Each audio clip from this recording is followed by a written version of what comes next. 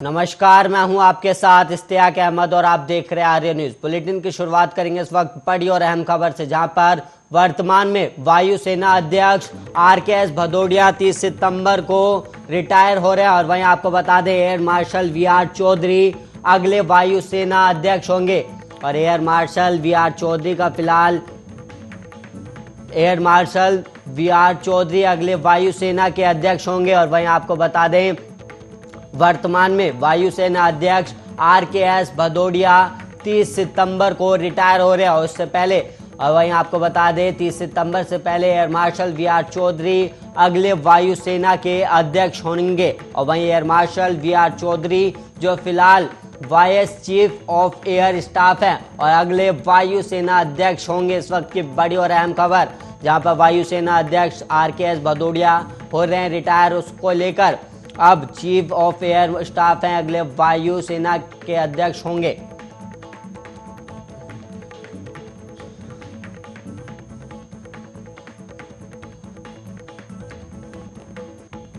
और वहीं इस वक्त एक और बड़ी खबर सामने आ रही है, जहां पर CRPF जवानों की रैली, साइकिल रैली उन्नाव पहुंची और मुख्यमंत्री योगी ने लखनऊ से दिखाई हरी झंडी। असम से राजघाट तक जाएगी साइकिल रैली। उन्नाव में जवानों का जोरदार स्वागत किया गया। केंद्रीय विद्यालय दही चौक में रैली का स्वागत। और वहीं आज विश्राम के बाद दोबारा से साइकिल रैली की जाएगी। इस वक्त की बड़ी और अहम खबर, जहां पर आज रात्रि विश्राम के बाद कल सुबह फिर होगी साइकिल रैली। और वहीं आपको बता दें, CRPF जवानों की साइकिल रैली पहुंची है उन्नाव, जहां पर CM योगी आदित्यनाथ ने लखनऊ से दिखाई थी हरी झंडी, जिसके बाद अब उन्नाव पहुंची है ये रैली। और असम से राजघाट तक जाएगी साइकिल रैली, जिसके बाद आज विश्राम के लिए रोका गया है और वहीं कल फिर सुबह रवाना होगी।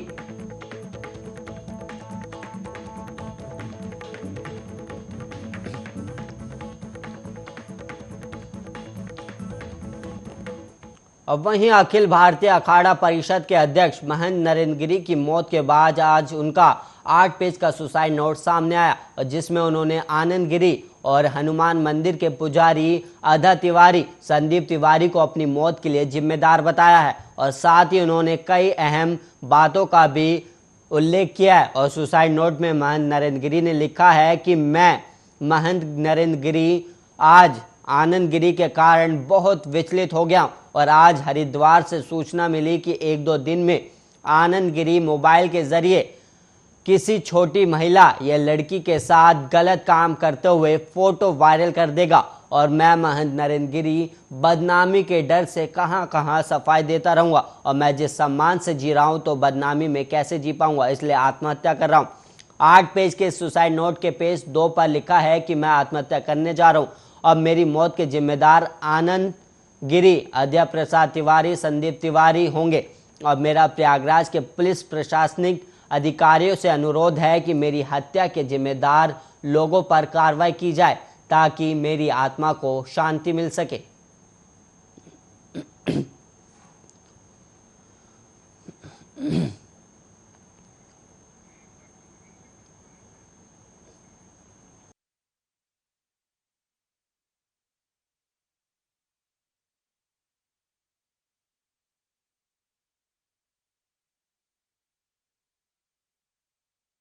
वहीं पंजाब में उठी नेतृत्व परिवर्तन की मांग राजस्थान होते हुए छत्तीसगढ़ दिखाई दे रही है। और वहीं पंजाब में मचे सियासी उठापटक के बाद दोनों कांग्रेस शासित राज्यों में हलचल तेज हो गई है।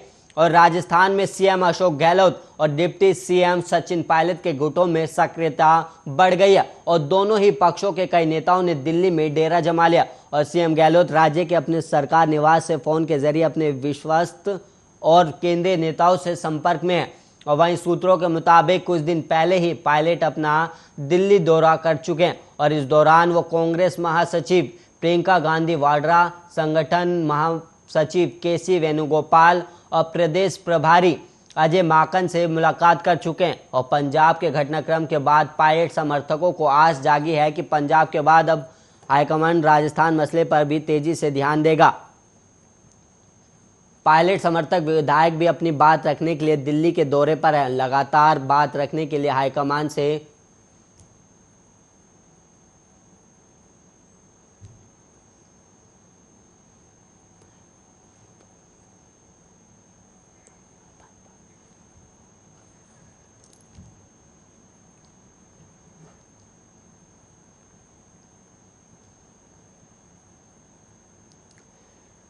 वहीं पंजाब के मुख्यमंत्री चरणजीत सिंह चन्नी, दोनों उप मुख्यमंत्री और राज्य कांग्रेस अध्यक्ष नवजोत सिंह सिद्धू पार्टी आज दिल्ली पहुंचे और सूत्रों के मुताबिक इस दौरान पंजाब कैबिनेट को लेकर शीर्ष नेतृत्व के साथ चर्चा की जाएगी। और वहीं सूत्रों ने बताया कि ये टीम दिल्ली में कांग्रेस महासचिव हरीश रावत के साथ मुलाकात करेगी और रावत कांग्रेस के पंजाब मसलों के प्रभारी हैं। और राज्य कांग्रेस अध्यक्ष नवजोत सिंह सिद्धू ने ट्विटर पर चन्नी और उप मुख्यमंत्री सुखजीत सिंह रंधावा के साथ चार्टर विमान के पास की अपनी एक तस्वीर भी साझा की है।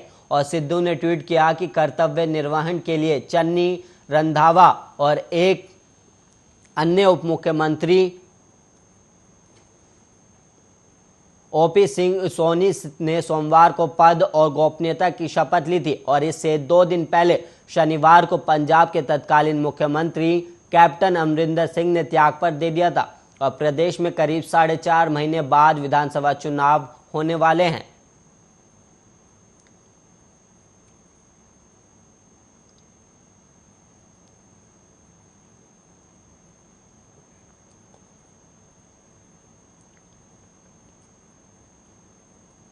और वहीं अमेजॉन ने चीनी ब्रांड्स पर बड़ी कार्रवाई की और अमेजॉन ने 600 चीनी ब्रांड्स को अपने प्लेटफॉर्म से बैन कर दिया। और ये चीनी ब्रांड्स रिव्यू पॉलिसी का उल्लंघन कर रहे थे और इसको लेकर द वॉल स्ट्रीट जर्नल ने रिपोर्ट भी किया। और रिपोर्ट में बताया गया है कि अमेजॉन ने बताया कि ये कस्टमर्स को पॉजिटिव रिव्यू देने के लिए गिफ्ट कार्ड्स ऑफर करते थे। और एक रिपोर्ट के अनुसार कुछ brands VIP testing programmes offer करते थे, जबकि कई ब्रांड्स प्रोडक्ट की वारंटी बढ़ाना ऑफर करते थे। रिपोर्ट में कहा गया है कि कई ब्रांड्स खराब रिव्यू देने वाले को इंसेंटिव देते थे और इंसेंटिव के तौर पर रिफंड या फिर फ्री प्रोडक्ट दिया जाता था। वहीं अमेजॉन ने बिजनेसमैन को उनके बिजनेस को बढ़ाने का अवसर देता है और इसके लिए हेल्दी कंपटीशन होना चाहिए। अमेजॉन ने आगे बताया कि कस्टमर किसी प्रोडक्ट को खरीदने से पहले उसके रिव्यू को देखता है और इसके लिए रिव्यू और सेलिंग पार्टनर्स के लिए कंपनी की क्लियर पॉलिसी है और इन पॉलिसी को ना मानने वालों को सस्पेंड बैन कर दिया जाता है। और इसके अलावा पॉलिसी को ना मानने वालों के खिलाफ लीगल एक्शन भी लिया जाता है। अमेजॉन ने कहा है कि इस कैंपेन से चीन को टारगेट नहीं किया गया। कंपनी ने यह भी कहा कि इसकी पॉलिसी को ना मानने पर कंपनी ऐसे कदम उठाती रहेगी।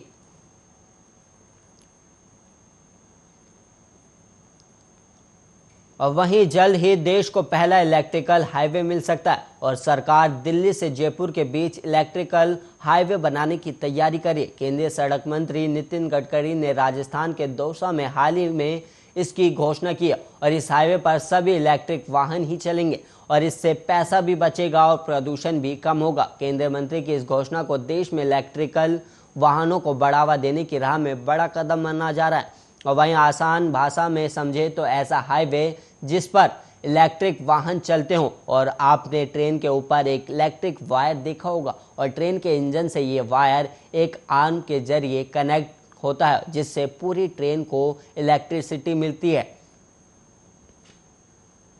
और वहीं इसी तरह हाईवे पर भी इलेक्ट्रिक वायर लगाए जाएंगे। हाईवे पर चलने वाले वाहनों को इन वायर से इलेक्ट्रिसिटी मिलेगी और इसे ही ई हाईवे यानी इलेक्ट्रिक हाईवे कहा जाता है। और इस हाईवे पर इलेक्ट्रिक वाहनों को चार्ज करने के लिए थोड़ी थोड़ी दूरी पर चार्जिंग पॉइंट भी होंगे। और इस दौरान नितिन गडकरी ने घोषणा की है कि देश का पहला ई हाईवे दिल्ली और जयपुर के बीच बनाया जाएगा।